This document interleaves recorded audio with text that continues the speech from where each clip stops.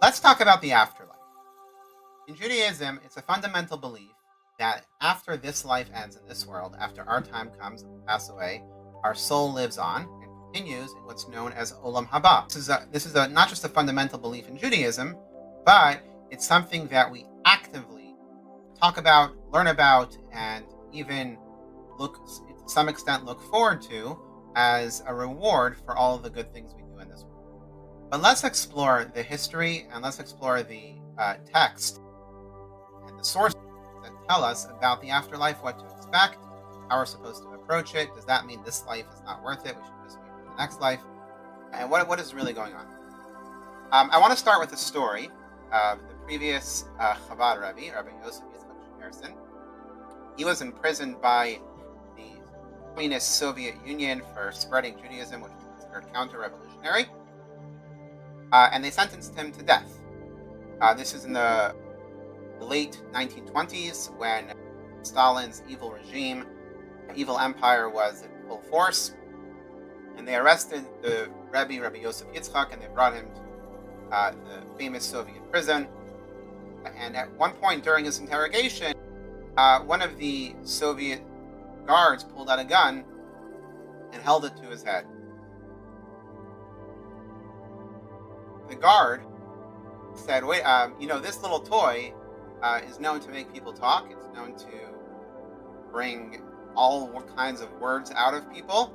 And let's just see what it could do to you. And Rabbi Schneerson answered, that little toy might scare somebody with multiple gods and only one world. But I have two worlds and one God, and therefore that toy doesn't scare me. So the idea that we have another world after this world is something that is a core foundational belief. What I'm going to use today to discuss the afterlife and this next world that we're talking about is from the Mishnah, which was written by Rabbi Yehuda Hanassi, Rabbi Yehuda the Prince, the one who for the first time ever, to record the oral narration, the oral transcription of the oral discussion of the Torah and Torah laws and Judaism. He recorded it in what's called the Book of the Mishnah. It's 6 gigantic volumes, which is the source for the Talmud. And there's one tractate in the Mishnah that's known as Fathers, or Ethics of Our Fathers, which actually doesn't talk about Jewish law as much as it talks about Jewish ethics, morals, principles, and those kinds of things. And this is a quote. What I have here on the screen is a quote from chapter 4, and it quotes Rabbi Yaakov, where he talks about this world being like in the womb as a preparation for the next world. So Rabbi Yaakov quotes over here. He quotes two things, and they're both equally important. And we'll start with the more important one, which is that all of the life and all of the spiritual benefit that we can get in the next world, in what's called the Olam HaBa and the afterlife, doesn't compare to 1 hour of good deeds and repentance and return to our essence, to our soul, that we could accomplish here in this world. And the second quote is that all the pleasures of this world and all of the lively material wealth and experiences and lust, things that we might look for in this world, all of it cannot compare to 1 hour of pleasure that the soul gets in the world to come, in the next world, in the afterlife.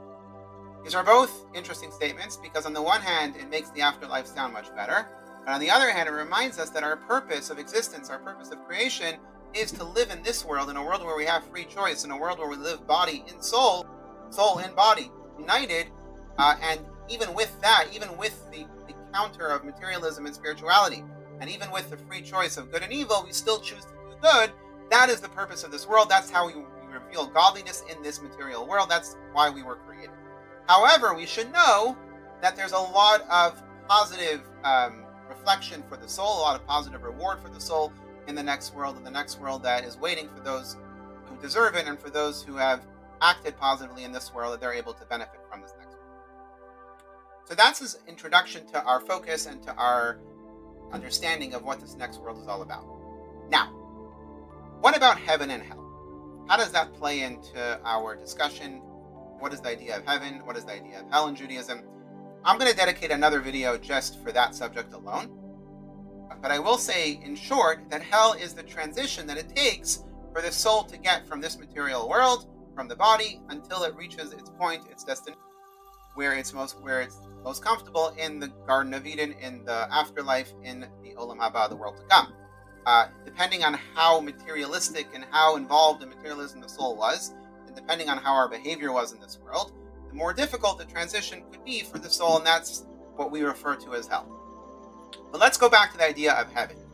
What is happening in this world to come? What is happening to the soul? What is this pleasure that we're talking about, that Rabbi Yaakov is talking about when he discusses the 1 hour of all the pleasures of this world can't add up to the pleasures of the next world?